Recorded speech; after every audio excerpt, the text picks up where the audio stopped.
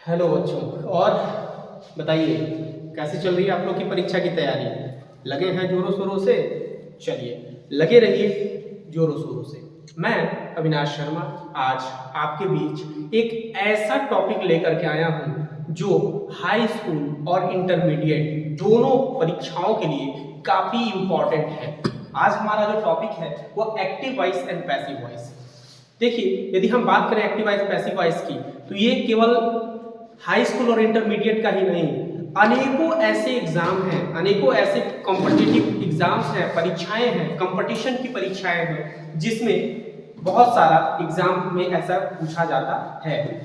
TGT हो गया, और आपका जो है बीएड हो गया, और बैंक हो गया, एसएससी हो गया, और आपका जो है सीटेट, यूपीटेट जैसे काफी एग्जामों में ये टॉपिक जो है ये पूछा जाता है। एक्टिव वॉइस और पैसिव वॉइस इंग्लिश में पूछा जाता है। तो चलिए हम स्टार्ट करते हैं आज हमारी टॉपिक एक्टिव वॉइस से पैसिव वॉइस में बनाने के कुछ नियम को जानेंगे।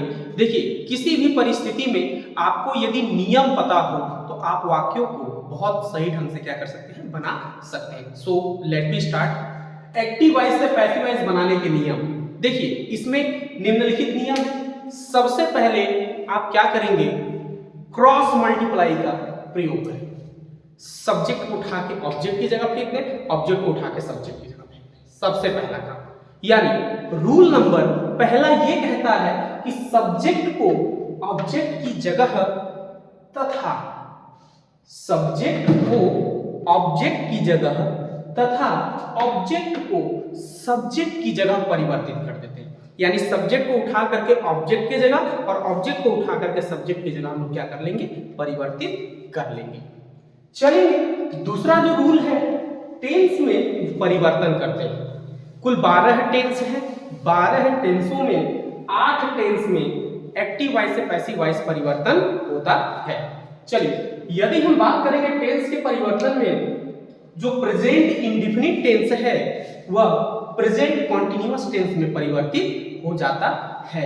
यदि हम बात करेंगे प्रेजेंट इंडेफिनिट टेंस की, तो प्रेजेंट इंडेफिनिट टेंस का हेल्पिंग वर्ब डू या डज है, और इसको यदि हम बदलेंगे प्रेजेंट कॉन्टिन्यूअस टेंस में, जिसका helping verb is am are. ठीक, चलेंगे दूसरे टेंस की तरफ। प्रेजेंट कॉन्टिन्यूअस टेंस और प्रेजेंट कॉन्टिन्यूअस टेंस में कोई परिवर्तन नहीं होता है पैसिव वॉइस बनाते समय, उसमें हम बीइंग जोड़ देते हैं। जैसे कि रूल में प्रेजेंट कॉन्टिन्यूअस टेंस है और प्रेजेंट कॉन्टिन्यूअस का जो हेल्पिंग वर्ब है वो इज एम आर है, और इसको जब हम पैसिव वॉइस में कन्वर्ट करते हैं तो इज एम आर, जैसे कि मैंने बताया ना कि प्रेजेंट कॉन्टिन्यूअस टेंस में कोई परिवर्तन नहीं होता है, तो देखिए इज एम आर यहां भी है और इज एम आर यहां भी है, बस उसमें हमने क्या किया, बीइंग को जोड़ दिया। उम्मीद है आपको समझ में आ रहा होगा बेहतरीन ढंग से। चलेंगे अगले टेंस की तरफ, प्रेजेंट परफेक्ट टेंस। देखिए, प्रेजेंट परफेक्ट टेंस इसमें कह रहा है कि प्रेजेंट परफेक्ट कॉन्टिन्यूअस टेंस में बदलना।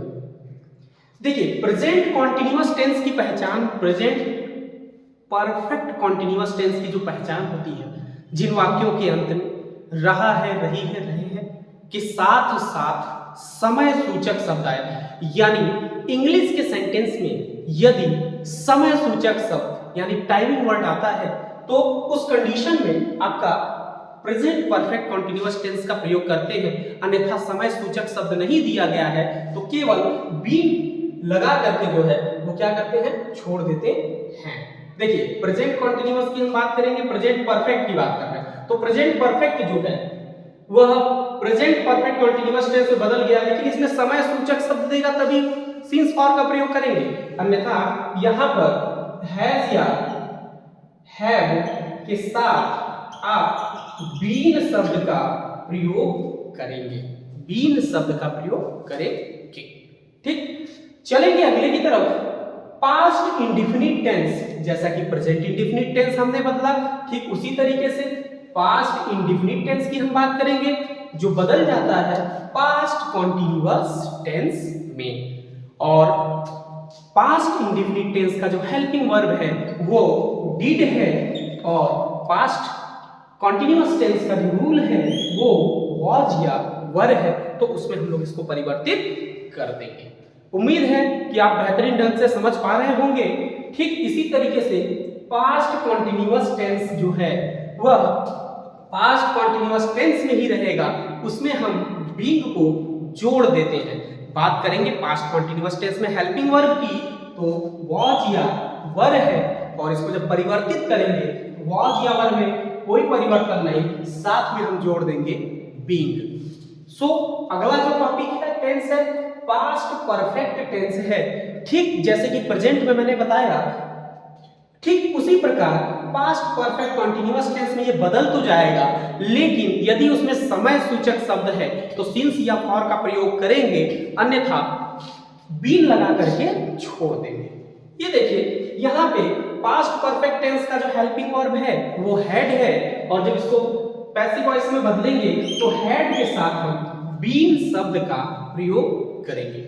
चलेंगे अगले टॉपिक की तरफ, फ्यूचर इंडेफिनिट टेंस। जो फ्यूचर इंडेफिनिट टेंस है वह फ्यूचर कॉन्टिन्यूअस टेंस में परिवर्तित हो जाएगा, और फ्यूचर इंडेफिनिट टेंस का जो हेल्पिंग वर्ब है वो विल या शैल है। और ठीक जिस तरीके से इसको हमने फ्यूचर कॉन्टिन्यूअस में बदला, विल या शैल के बाद बी शब्द का प्रयोग करते हैं। चलिए अंतिम टेंस में चलेंगे, फ्यूचर परफेक्ट टेंस। जैसे कि प्रेजेंट और पास्ट में आपने पढ़ा, बिल्कुल इसी तरीके से फ्यूचर परफेक्ट टेंस है जो फ्यूचर परफेक्ट कॉन्टिन्यूअस टेंस में बदल जाता है।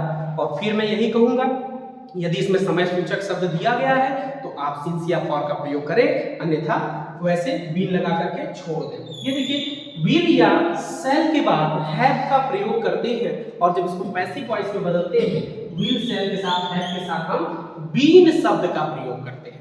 ठीक इसी तरीके से एक्टिव वॉइस से पैसिव वॉइस में परिवर्तन में आपने दो नियम पढ़ा, और सबसे महत्वपूर्ण बात ध्यान रखिए, एक्टिव वॉइस से पैसिव वॉइस में जब भी परिवर्तन करते हैं सदैव, चाहे वो वर्ब का कोई भी फॉर्म हो, लेकिन हम सदैव वर्ब की थर्ड फॉर्म का प्रयोग करते हैं।